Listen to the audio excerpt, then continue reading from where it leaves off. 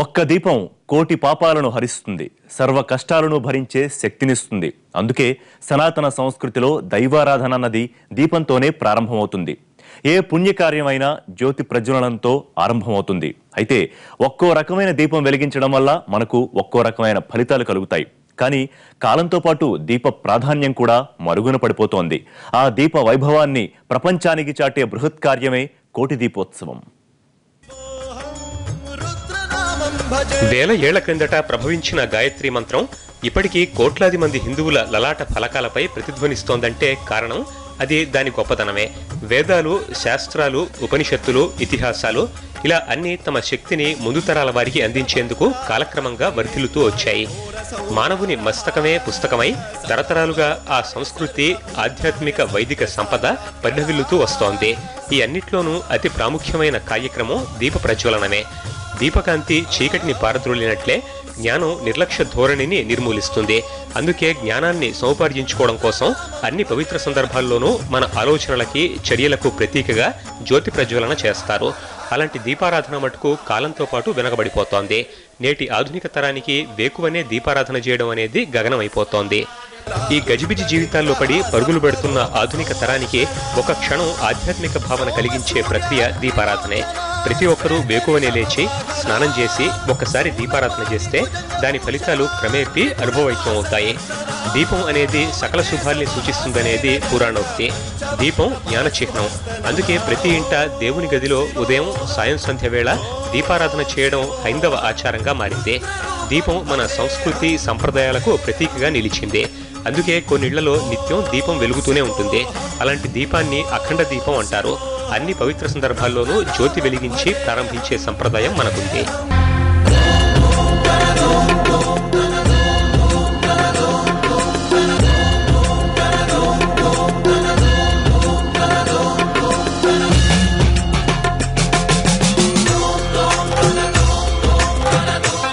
ప్రతి దినము ప్రాతకాలానే ప్రతి గృహిణి స్నానం ఆచరించి నుదుట కుంకుమ పెట్టుకుని దీపం ముఖానికి కూడా ఆ కుంకుమ పెట్టి తరువాత దీపం వెలిగించాలి. ఇది స్త్రీలు దీపం వెలిగించాల్సిన విధానం. దీపం వెలిగించడం ఒకటే కాదు, దాన్ని ఏ ముఖాన ఉంచుతున్నామనేది కూడా ప్రధానమే. తూర్పు ముఖంగా దీపం వెలిగిస్తే ఈతి బాధలు, గ్రహబాధలు, దుఃఖాలు తొలగిపోతాయి. పడమటి వైపు ముఖదీపం వెలిగిస్తే రుణబాధలు తొలగి శనిగ్రహ దోష నివారణ కలుగుతుంది. ఉత్తరముఖంగా దీపం వెలిగిస్తే సిరి సంపదలు కలగడంతో పాటు విద్యకు, వివాహానికి ఉన్న ఆటంకాలు తొలగిపోతాయి. దక్షిణముఖంగా దీపారాధన చేస్తే అపశకునాలు ఎదురై దుఃఖబాధలు కలుగుతాయనేది శాస్త్రోక్తి. అందుకే దీపాలు ఏ దిశలో వెలిగిస్తున్నామనేది కూడా ప్రధానమే. వాస్తవానికి ఈ దీపోత్సవం అనేటువంటిది, దీపం అనేటువంటిది శివుడికి చెందింది కాదు, విష్ణువుకి చెందింది కాదు, అలాగని ఇద్దరికి సంబంధం లేదని కాదు. వేదం చెప్తుంది, ఒక మంచి మంత్రం చెప్తుంది, అగ్నిర్నః పాతు కృత్తికాః. ఈ కార్తీక మాసంలో అగ్ని అనేటువంటి దైవం, అధిష్టాన దైవం, ఈ నెలంతా కూడా అగ్నిని ఆరాధించాలి అని చెప్తుంది. ఎందుకు ఆరాధించాలి అనే అంశం మీకు చెప్పే ముందు మనం వెలిగించే ఈ దీపం ఏదైతే ఉందో, ఇలా దీపారాధన చేయడం వల్ల పుణ్యం, పురుషార్థమే కాదు అంతకు మించిన లాభాలు కూడా ఉన్నాయి. ఇంట్లో ఒక్కో రకమైన ద్రవ్యంతో దీపాలు వెలిగించడం వల్ల ఒక్కో రకమైన సత్ఫలితాలు కలుగుతాయి. తామర కాడతో ఒత్తులు చేసి వెలిగిస్తే పూర్వజన్మ పాపాలు తొలగిపోతాయి. తెల్ల జిల్లేడు చెట్టు కాడతో ఒత్తులు చేసి దీపం వెలిగిస్తే పిశాచాల భయం తొలగుతుంది. కొత్త తెల్ల వస్త్రం మీద పన్నీరు జల్లి ఎండలో ఆరబెట్టి ఆ వస్త్రాన్ని ఒత్తులుగా చేసి దీపారాధన చేస్తే సకల కార్యాలు నిర్విఘ్నంగా పూర్తవుతాయి. కొత్త పసుపు చీర ముక్క నుంచి ఒత్తులు చేసి దీపాల్ని వెలిగిస్తే వివాహానికి ఆటంకాలు తొలగిపోతాయి. ఆముదం నూనెతో దీపం పెడితే దాంపత్య జీవితం సుఖ సంతోషాలతో సాగుతుంది.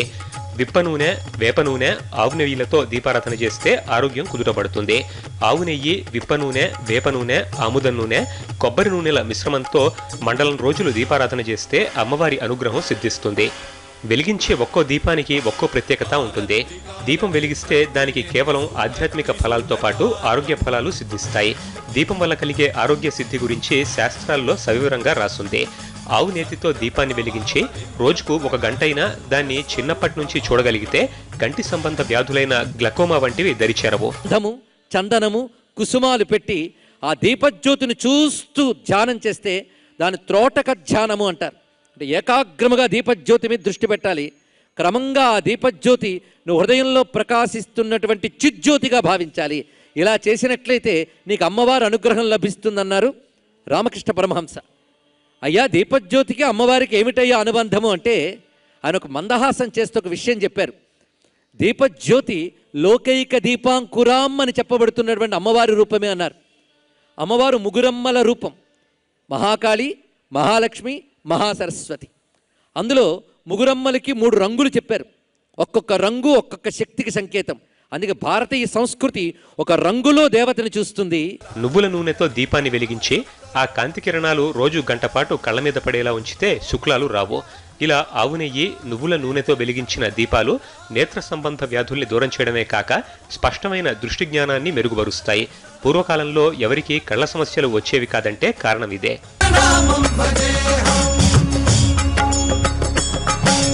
వీరభద్రాయ అగ్నినేత్రాయ ఘోర సంహారః సకల లోకాయ సర్వభూతాయ సత్య సాక్షాత్కరా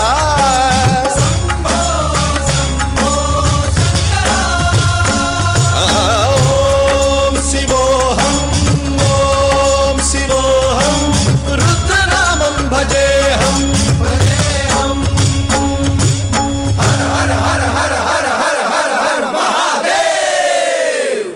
దీపం జ్యోతి పరబ్రహ్మ అన్న శ్లోకంలో సర్వతమోపహం అంటే ఒక దీపం అన్ని విధాలైన చీకట్లని తొలగిస్తుంది అని అర్థం. ఇక్కడ చీకట్లు అంటే చుట్టూ పేరుకున్న చీకట్లే కాదు, కంటి చూపు కోల్పోవడం వల్ల కలిగే చీకట్లను కూడా తొలగిస్తుందని అర్థం. అంటే దీపం వెలిగిస్తే మనకి అంధత్వం ఎప్పటికీ రాదు అనేది శాస్త్రం చెబుతున్న మాట. ఒక్క చూపునే కాదు, ఎన్నో దీర్ఘకాలిక వ్యాధుల్ని నయం చేసే శక్తి ఉంటుంది. హృద్రోగం, అధిక రక్తపోటు, ఒత్తిడికి లోనయ్యే వాళ్ళు ఆవు నెయ్యితో దీపం వెలిగించి దాన్ని తమ గదిలో ఉంచుకుంటే గంట సేపు దాన్ని చూస్తూ గడిపితే వారి రక్త ప్రసరణ పూర్తిగా అదుపులోకి వస్తుంది. ఫలితంగా ముందు చెప్పిన రోగాలు నయమవుతాయని ఆయుర్వేదం చెబుతోంది. అందుకని దీపం జ్యోతికి పరం బ్రహ్మ.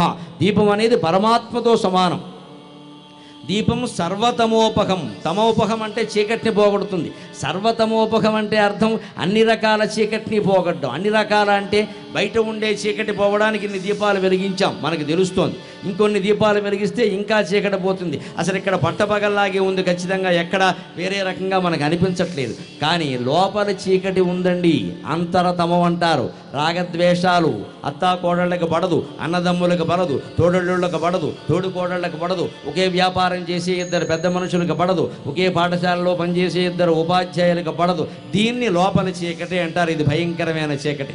ఆ చీకటి పోవాలంటే ఎవరి గుండెల్లో దీపం వారే పెట్టుకోవాలి తప్ప ఎవరో వచ్చి దీపాలు పెడితే కుదిరే వ్యవహారం కాదు.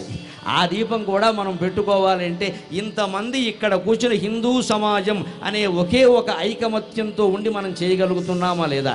ఒక దీపానికి అంతటి శక్తి ఉందని వేదాలు, శాస్త్రాలే కాదు, ఆధునిక సైన్స్ కూడా చెబుతోంది.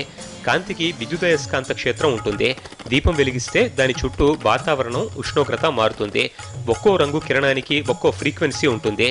అలాగే మనం వెలిగించే దీపపు కాంతి నుంచి వచ్చే విద్యుదయస్కాంత శక్తి పరిసరాలపై ప్రభావం చూపించి గాలిలో మార్పు తెచ్చి ఆ గాలిని శ్వాస ద్వారా మన శరీరం లోపలికి ప్రవేశపెట్టి శరీరంలోని నాడుల్ని శుభ్రపరుస్తుంది. అలా వాటి ద్వారా రక్తంలో ప్రవేశించి వాటిలో దోషాల్ని తీసివేస్తుంది. ఇలా రోజు గదిలో కంటికెదురుగా దీపం పెట్టుకుంటే ఈ సూక్ష్మ ప్రక్రియ రోజు జరిగి సంపూర్ణ ఆరోగ్యం సిద్ధిస్తుంది. దీపమే కాదు, దాని నుంచి పుట్టే మసిలో కూడా ఎన్నో ఔషధ గుణాలుంటాయి. పూర్వ రోజుల్లో ఇంటి గూళ్లలో దీపాలు వెలిగించేవారు. కొన్నాళ్లకు వాటిపై దీపం మసి అంటుకునేదే. ఆ మసిలో ఎన్నో ఔషధ గుణాలు ఉన్నాయి. ఇంట్లో పశువులకు, ఆవులు, ఎడ్లకి ఏదైనా గాయమైతే ఆ మసిని నెయ్యితో కలిపి ఆ గాయాలపై పూసేవారు. దీంతో వాటి గాయాలు త్వరగా మానిపోయేవి. దీపానికి ఇంతటి శక్తి ఉంది. ఆ రోజుల్లో ఎవరికి పెద్దగా అనారోగ్యం దరిచేరేది కాదంటే కారణం వాళ్ళింట్లో వెలిగించే దీపమే. మరి ఈ దీప వైభవం ఆధునిక కాలంలో కూడా ఇలాగే కొనసాగుతోందా? ఆధునిక తరానికి దీపం ప్రాముఖ్యత తెలుస్తోందా? ఆధునికత అనే అజ్ఞాన తిమిరంలో కొట్టిమిట్టాడుతోన్న నేటి తరానికి దీప వైశిష్ట్యం తెలిసేది ఎలా? సనాతన దీపానికి ఆధునికతను మేళవించడం ఎలా? కాలక్రమంలో కాంతిహీనమవుతోన్న దీప వైభవానికి ఉన్న శక్తి వారికి తెలిపేదెలా? హైందవ ధర్మ ప్రాణమైన దీపానికి కోటి దీపోత్సవం ఎలా పునరుజ్జీవం ఇచ్చింది? ఒక్క దీపం ప్రపంచానికే కాంతినిస్తుంది. చీకటిని సైతం తేజోమయం చేస్తుంది. మానవుడి బుద్ధిని, శరీరాన్ని మెరుగుపరుస్తుంది. పూర్వకాలంలో ప్రతి ఇంట ప్రాతకాలానే దీపారాధన, సంధ్యా సమయాన దీపారాధన క్రమం తప్పకుండా చేసేవారు. దీంతో వారికి తెలియకుండానే అనేక సత్ఫలితాల్ని అనుభవించేవారు. కానీ ఇప్పుడు ఆధునిక కాలంలో దీపం వెలిగించడమే గగనమైపోయింది. దీపం గొప్పతనం తెలియక దాన్ని పూర్తిగా గాలి కుదిలేశారు. దీపం వల్ల ఆరోగ్యపరంగా కలిగే అంశాలు తెలియక దీపాలు వెలిగించడం వల్ల వచ్చే మంచి జరక్క చాలా మంది చాలా రకాలుగా సతమతమవుతున్నారు. వారికి సరైన మార్గదర్శనం చేసేవారు కూడా ఈ రోజుల్లో కరువైపోయారు.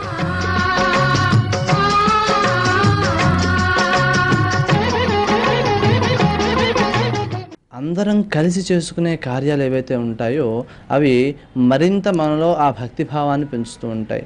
నాకు ఇంట్లో పూజ చేసుకోవడం చాలా శ్రేష్టం. కారణం ఏమిటి అంటే నేను ఏ స్థానంలో అయితే కూర్చొని చేస్తున్నానో ప్రతిరోజు ఆ స్థానం పవిత్రమవుతూ ఉంటుంది. ఆ పవిత్ర భావాలే ఆ చుట్టుపక్కల ఏర్పడుతూ ఉంటాయి. ఒక ఇంట్లో అందరూ కలిసి పూజ చేసుకున్నప్పుడు పుణ్యాన్ని సమానంగా పంచుకుంటారు. ఒక ఊళ్ళో కానీ ఒక దేశంలో కానీ అందరూ కలిసి ఎప్పుడైతే ఇటువంటి కార్యక్రమాలు పూనుకుంటారో ఆ పుణ్యము ఆ దేశంలో నివసిస్తున్న వారందరికీ కూడా సమానంగా పంచబడుతుంది. దేశం సురక్షితంగా ఉంటుంది. మనం చాలా మటుకు చూస్తూ ఉంటాము, సామూహిక భజనలు ఏవైతే చేస్తున్నారో లేకపోతే సామూహిక ప్రార్థనలు ఏవైతే చేస్తున్నారో వాటి వలన వచ్చే పుణ్యము అపారమైనది. ఇలా ఆధునిక జ్ఞానాంధకారంలో కొట్టుమిట్టాడుతున్న నేటి తరానికి దీప వైభవాన్ని చాటి చెప్పిన మహోన్నత కార్యక్రమమే భక్తి టీవీ ఎన్టీవీ కోటి దీపోత్సవం.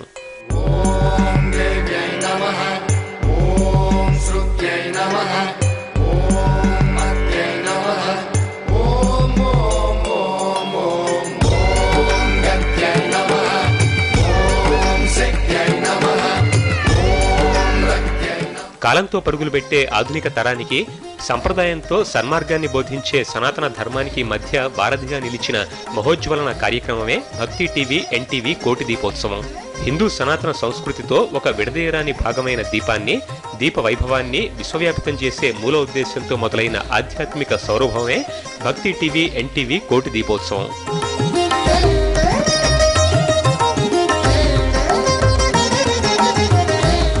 తెలుగు రాష్ట్రాల్లో గడిచిన 16 రోజులుగా సనాతన సాంస్కృతిక సౌరభాల్ని వెదజల్లుతున్న ఆధ్యాత్మిక పూర్వక కార్యక్రమం ఇదే.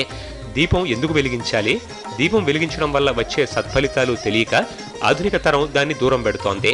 ఒక దీపంతో సిద్ధించే ఆరోగ్య ఐశ్వర్య కారణాలు తెలియక దీపాన్ని పండగలకే పరిమితం చేసింది.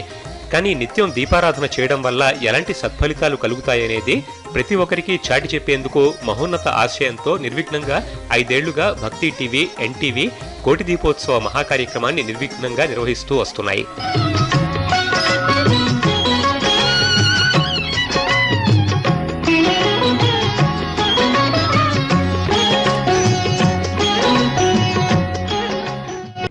అయితే ఇప్పుడు ఎప్పుడైతే ఈ విద్యుత్ దీపాలు వచ్చాయో దానిలో ఈ దీపం యొక్క ప్రాశస్త్యాన్ని మనం తగ్గించుకున్నాం.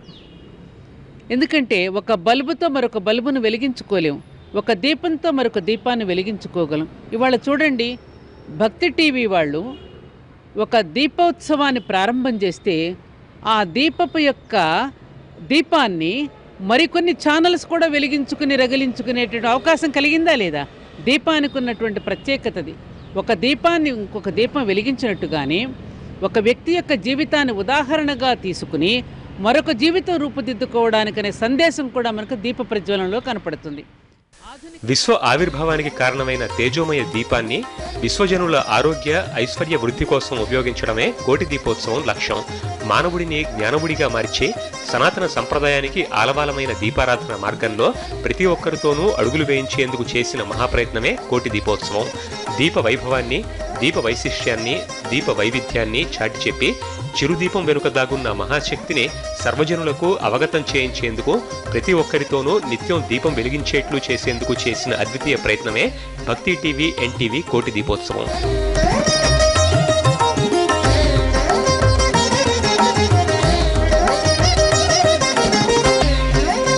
ప్రస్తుతం ఆధునికంలో ఈ లైట్లు వచ్చేయడం వలన దానికి ప్రాధాన్యత తగ్గినప్పటికీ కార్తీక మాసంలో విశేషంగా ఆ దీపాలను వెలిగించుకోవడం అనే దానికి ప్రాధాన్యత ఎక్కువగా చెప్పబడింది. కార్తీక పురాణంలో కూడా దాని వైశిష్ట్యాన్ని చెప్పారు. కథల్లో కూడా మనకి చెబుతూ ఉంటారు. కార్తీక పురాణంలో ఒక దీపాన్ని ఒక శివాలయంలో వెలిగించినందుకు తాను చేసిన పాపములన్నీ కూడా తొలగిపోయి శివుని యొక్క అనుగ్రహం పొందడం జరిగింది అని చెబుతారు ఒక స్త్రీకి సంబంధించిన విషయంలో. కాబట్టి ఒక దీపాన్ని వెలిగించడం ద్వారా అంత పుణ్యం వచ్చినట్లయితే ఇన్ని దీపాలు మనం వెలిగించుకుంటూ ఉంటే కార్తీక మాసం ప్రతిరోజు వెలిగించడము, విశేషించి పౌర్ణమి నాడు దీపారాధన చేసుకోవడం, విశేషంగా చేసుకోవడము, కోటి దీపోత్సవం లాగా చేస్తున్నారు మన భక్తి టీవీ వాళ్ళు. ఇలాగా ఆ పుణ్యకార్యాన్ని కనుక చేసినట్లయితే ఏదైతే ఫలితం వస్తుందో ఆ పుణ్యకార్యం చేస్తున్న వారిని దర్శనం చేసుకున్నా అదే పుణ్యం వస్తుంది. కోటి దీపోత్సవ వేదిక ఒక్క దీప వైభవానికే కాదు, సకల దేవతా దర్శనానికి వేదికైంది. మహామహుల అనుగ్రహ భాషణాలతో కోటి దీపోత్సవ వేదిక పునీతమైంది. దీప వైభవాన్ని, దీపారాధన వల్ల కలిగే శుభాల్ని సవివరంగా వివరించారు. ప్రాతకాలాన్నే దీపారాధనతో సాధించే విజయాల్ని విశదీకరించారు.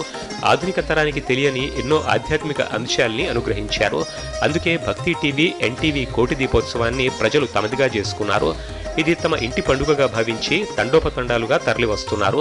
తెలుగు నేల సంస్కృతి, చారిత్రక ఆధ్యాత్మిక వైభోగాన్ని చాటుతున్న అరుదైన కార్యక్రమంగా కోటి దీపోత్సవాన్ని ప్రతి ఒక్కరూ కొనియాడుతున్నారు. కోటి గోవులు దానం, ఎన్ని కోటి దానాలు ఇచ్చినా కూడా చాలదు. ఒక్క దీపదానంతో ఈ అన్ని దానాలు ఒక చోట తక్కెట్లో పెడితే ఒకటి ఈ దీపమే ఒకటిగా తూగుతుంది. దేంతో సమానం లేనటువంటిది అటువంటి దీపోత్సవం.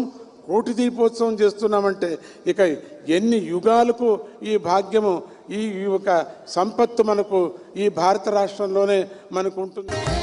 దీపం గొప్పతనాన్ని 10 మందికి చాటడమే కోటి దీపోత్సవ కార్యక్రమ ప్రధాన లక్ష్యం. హైందవ సంస్కృతిలో భాగమైన దీపాన్ని, దాని ప్రాధాన్యతను ఆధునిక కాలంలో ప్రతి హైందవునికి చాటి చెప్పి వారిలో అజ్ఞాన తిమిరాల్ని తొలగించడమే కోటి దీపోత్సవ ముఖ్యోద్దేశ్యం. తమకు తెలియని ఎన్నో ఆధ్యాత్మిక, సాంస్కృతిక విషయాలు కోటి దీపోత్సవ వేదికపై తెలుస్తుండడంతో పాటు దివ్య పురుషుల అనుగ్రహ భాషణాలు, సకల దేవతా దర్శనాలు కూడా ఒకే చోట లభిస్తుండడంతో కోటి దీపోత్సవానికి భక్త కోటి వెల్లువెత్తింది. తెలుగునాట ఏ ఆధ్యాత్మిక కార్యక్రమానికి రాని అపూర్వ స్పందన భక్తి టీవీ, ఎన్టీవీ కోటి దీపోత్సవానికి వస్తోందంటే దానికి కారణం ఈ కార్యక్రమంలో ఉన్న దైవిక కారణమే తప్ప మరొకటి కాదు. ఇలా దీప వైభవాన్ని విశ్వవ్యాప్తం చేసే ఉద్దేశంలో సాగుతున్న ఈ మహాకోటి దీపోత్సవ యజ్ఞాన్ని ఆసేతు హిమాచలం ప్రతి హైందవుడు తనది చేసుకున్నాడు. ఆధునిక వేగంలో మిణుకుమిణుకుమంటున్న దీపకాంతుల వైభవానికి పునరుజ్జీవం ఇచ్చి కోటి కాంతులతో ప్రజ్వలింపజేయడమే కోటి దీపోత్సవ లక్ష్యం. సర్వేజన సుఖినోభవంతు అన్న దైవిక సూత్రాన్ని ఆపాదించుకుని ప్రతి ఒక్కరికి ఆయురారోగ్య, అష్టైశ్వర్యాలు కలిగించే చిరుసూత్రమైన దీపారాధనని ఆధునిక తరానికి పరిచయం చేయడం ద్వారా దీప వైభవాన్ని పరిపుష్టం చేయడమే కోటి దీపోత్సవ ఉద్దేశ్యం. ఆ ఆధ్యాత్మిక లక్ష్య సాధనలో భక్తి టీవీ, ఎన్టీవీ కోటి దీపోత్సవ ప్రయాణం నిత్యం నిరంతరం సాగుతూనే ఉంటుంది.